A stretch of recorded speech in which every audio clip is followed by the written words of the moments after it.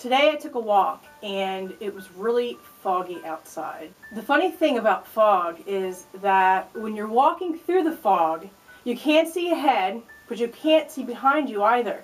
If you turn around to look where you just came from, you can't see anything except right where you're at. You can only focus on the present.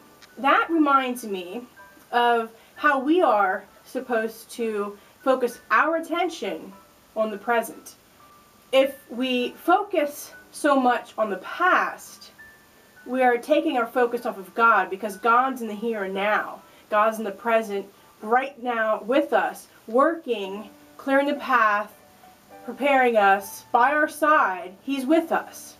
If we're trying to focus on the past, oh, I wish I could have did that better. Oh, I wish I never did this. Why did I do that? How did this happen?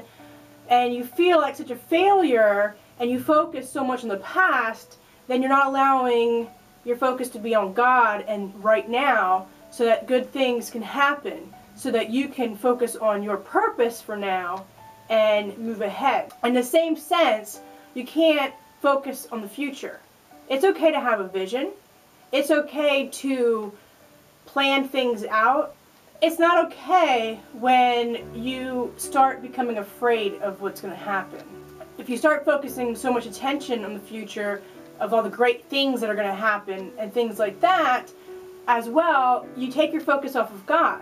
C.S. Lewis has a book called the Screwtape Letters. Letter 15 talks about the danger of focusing on the past, because God's not there, and focusing on the future. The future, he says, inflames fear and hope.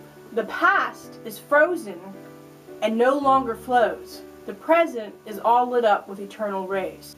Gratitude looks to the past, love to the present. Fear, lust, ambition, things like that looks to the future. As Matthew 6:34 states, we need to not worry about tomorrow, because today has enough worries of their own. God gives us all that we need to handle today. We just need to be focused on today to see that. It's okay to have plans. It's okay to have a vision. It's good to have a vision for your life.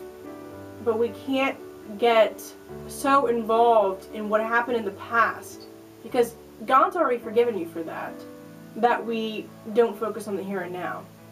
And you can't get so involved in what God's going to do with you in the future, because you won't listen then to what He's saying right now. You'll be too focused on the future and what that will bring. Jeremiah 29:11 gave us the promise. He wants us to have hope. He wants us to have a future.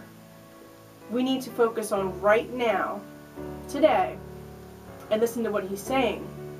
There are times when we're not going to hear things. There are times when we don't get the answers that we want. If you're confused right now about which direction you want to take in life, if you have decisions you need to make and you've prayed about it and you don't think that you've gotten enough answers on which way to go, but you know you need to go in a certain direction, it's okay to take a step forward. God's still there with you, and if it's the wrong step, you'll know. You'll find out. And it's okay to make mistakes, because God uses those mistakes sometimes to teach us some very important lessons. So don't focus on the fog in your life. Don't focus on the past. It's okay to learn from your mistakes, and it's okay to grow from your mistakes, but don't be focused on what happened in the past. At the same time, don't focus on the future. It's okay to have a vision for your life. It's okay to have hopes and dreams, but understand that God is in the present. He's in the here and now, and He's working with you to get to the future. It's all about your eternal life, not just this one moment. And so you need to focus on the present. And in the end, no matter what, God is always with you.